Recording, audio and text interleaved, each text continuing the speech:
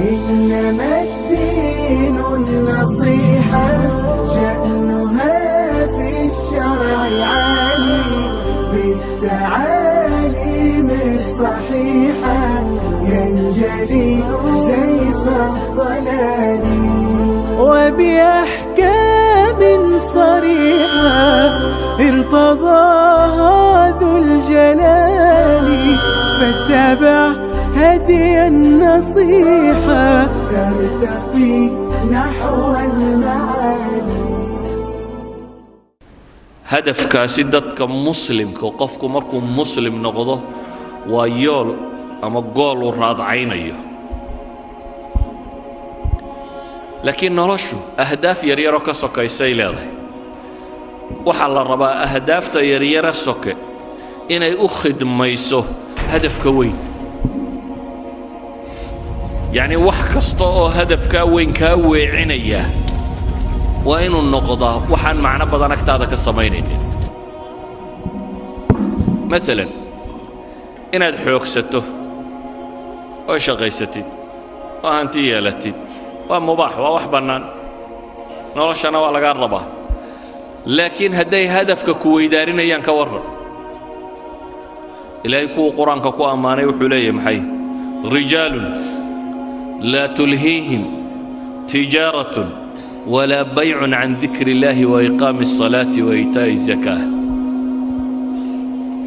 كوحبا إلهي أماني كوحدا الأماني وحلقوا المامي رغنمو الرجال ويان باليدي والرجال محي كسفوبة لا تلهيهم تجارة ولا بيع عن ذكر الله باع مشتركة إيا اللعقة كسب الشديد كما ويعيسو ما إلا وسيسو هدفكي وينا إنو صلاة أوغو إنو زكاة الله يمادو إنو إلهي عابدو إنو حصو إن آخره هرتي سايتا الله يخافون ربهم إني ربي قد كعبصريان مالن قلوبتا يقدوميسو إذن هدف كويني وحان سوكو أردامي الضباب كمردان عريان ما هكا قارن كرتا مشكلة ضدتك هاي ستاقو بدني وحوية إلهي وحوين ليه هذا الصلاة دا ما يسان محل يليلي فانتشروا في الأرض وابتغوا من فضل الله صلاة دا مركا دا ما يسان لولكو كفافو إلهي رزاق دي سرات سدا ليلي واذكروا الله كثيرا لعلكم تفلحون لكن الكفاف هي التجارة دي وحنا هدي هدف كوين قلضيان إيجا لغو هرتقية ورجال لا تلهيهم تجارة ولا بيع عن ذكر الله وحبضا مركا مانت أهداف تواوين تيدتكو إلا بان وحي يريرو سكينكو مشغولا وحلقيا بان انت الساعدودات كو بحسي سكول كيات ساقدي وكورن يوم القيامة هدات ساقده مالنت أن ساقد نمكا وين يشرين halga yaabaa inuu leeyahay yaad ceeboobin oo ka waran qiyaamaha marka reer nabi aadam oo dhan la sukeeno hadaad ceebowdo yawma tu'raduna la takhfa minkum khafiya reer nabi aadam illa ka u dambeeya goobay taagan yihiin hadaad ceebowdo waxa laga yaabaa inaad siladay noloshu way kugu adagtay fududee oo ka waran maalinta 50,000 oo sanadooda noloshaynu joogno dhammaymisa 60 سنة 70 سنة 60 سنة كورن مالين كنتم كونوا سندودا هداد عذابنتو انت انجنية النار بل ليس لقارين كان 50,000 سنة مالنا قيامه ومالين كنتم كونوا سندودا كنتم كونوا سندود بتاجنانيسة كنتم كونوا سندود بدت كان لحسابية كنتم كونوا سندود بعد عدو هل كنت اجنتهي كنتم كونوا سندود بعد واحد هرسنسا واحد حوكستي ee hadafkaasi aad u xoogsatay konton kunoo sannadood baad dhididaysaa oo dhididkaagu wuxuu gaadhayaa halka waa dunuubtaadu joogtay konton kunoo sannadood baa ragga qaar hadhsanayaan oo carshu raxmaanka hadhsanayaan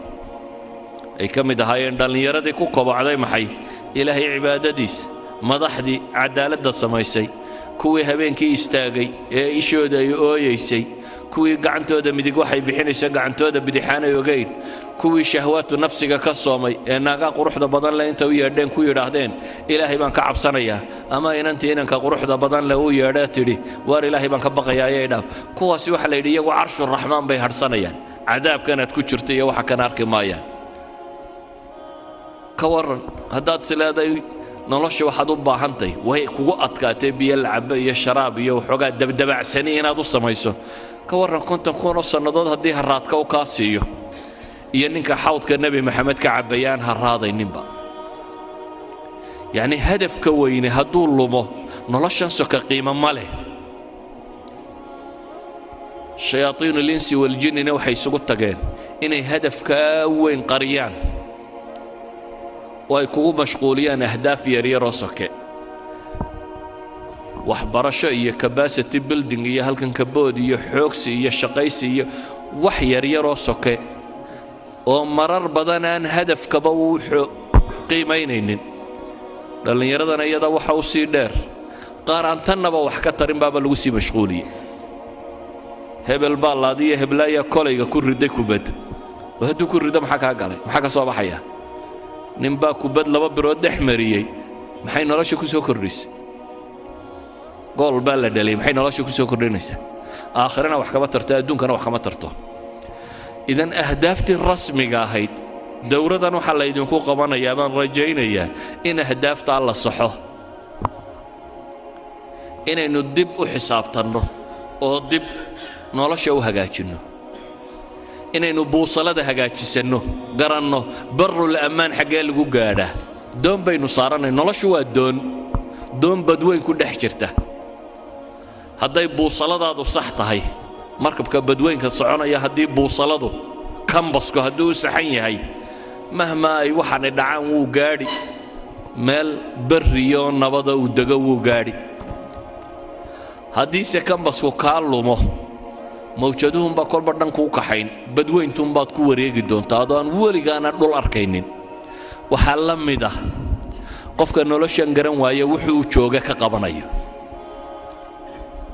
haddaad cab oo cayaar oo boodbood oo wax dhal oo xoogso oo daaradhis oo kan samee dan hargeysaa joogtaan bal suuqa hargeysa isdhex taaga raggii dhisay meeye waa daartii xaaji hebel iyo watii ilmo hebelunbaa maqlaysaan meeye xaajiyadii ka tageen aarahan hargeysada aan maanta dhex joogtaan raggii lahaa cidi kama noola xaggay joogaan waa kuwaynu meelahan ku marro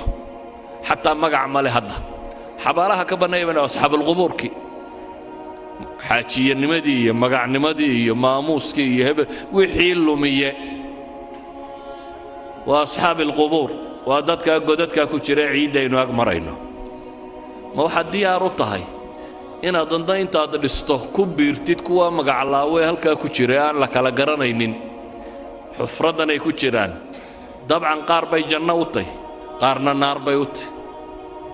laakiin inaga agteenna waa asxaabulqubuurun waxay isweydiinta le markaa war maxaynu u noollahay dhallinyaroy xaggaa ku socotaa noloshaadu xaggay ku socotaa jaamacad baan ka baxay shahaadad baan qaatay shaqo fiican baan helay war waa tegaysaaye waxaasoo dhammi waa maalmo waxaasoo dhammi kam labistum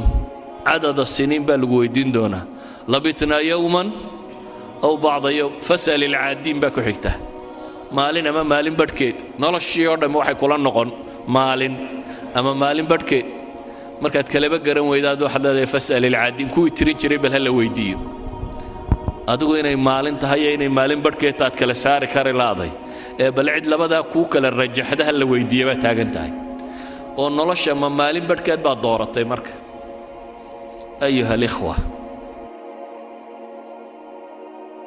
hadafka aynu raadacaynayno adiga lagaaga baahan yahay hadafkaa wixii lagu gaadhi lahaa cilmiya ragannimo ah xoogsiya dadaala adigaa lagaa rabaa inaad la timaado adiga jid baa lagugu talagalay guul iyo guuldarro iyo waxani waa iska meel soke adiga waxaa lagaa rabaa inay naftu kaa baxdo adoo rabbigaa caabudaya adigoo ariiqa saxa ah haya waxaa lagaaga baahan yahay as'ilada kugu soo beeganta nolosha inaad ka jawaabi karto oo aad uga jawaabi karto hadafkii lagu abuuray wixii aad ku gaadhayso kelmadaydu markaa waxay ku kooban tahay nolosha yoolkeedu yuu idinka qaldamin